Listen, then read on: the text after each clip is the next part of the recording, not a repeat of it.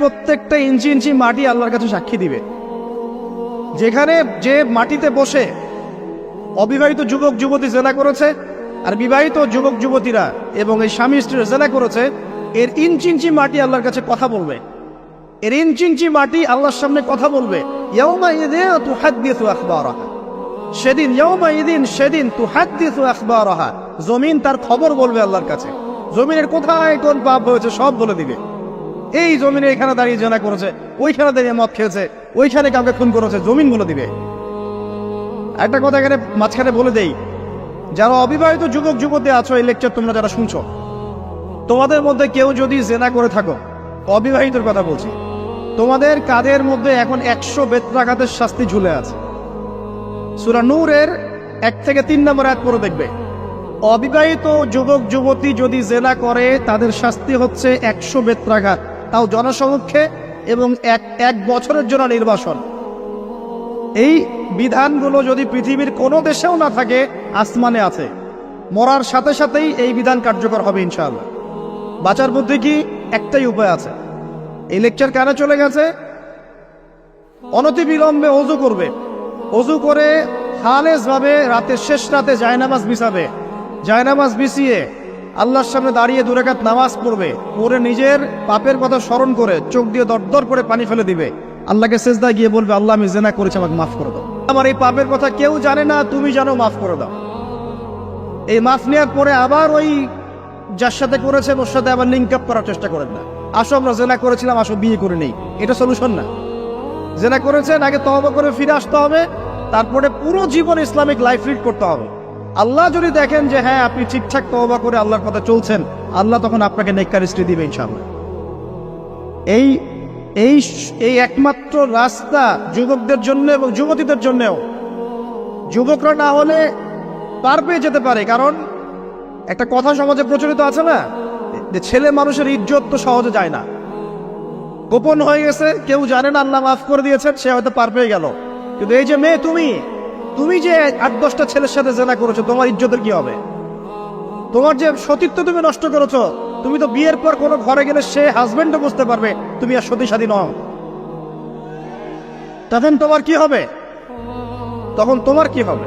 বিবাহিত যারা আছে, এই যে দেবর আর ভাবি, এই যে শালি আর দুলা ভাই, মধুর সম্পর্ক না এগুলা? দাঁড়াও, এগুলো মধুর সম্পর্ক। দেখা যায় সুবহানাল্লাহ, এই যে আমার এখানে ফোন আছে না, আমাদের অফিসিয়াল পেজ আছে, অফিসিয়াল পেজে যত প্রশ্ন আসে দেখি ম্যাক্সিমাম জেনা কেন্দ্রিক, ব্যভিচার কেন্দ্রিক, পরকীয়া কেন্দ্রিক। একজন প্রশ্ন করেছে যে দুলা ভাইয়ের চরিত্র এত খারাপ ছিল, আর ওই মেয়ের বয়স তখন কম ছিল, 13 বছর বয়স। 13 বছর বয়সের মেয়ের দিকে সে চোখ দিয়েছে। যাকে বিয়ে করেছে তার সাথে তো সম্পর্ক আছেই, যাকে বিয়ে করেছে ওর সাথে তো সম্পর্ক আছেই। তারপরে আপনার শালীর সাথে সম্পর্ক।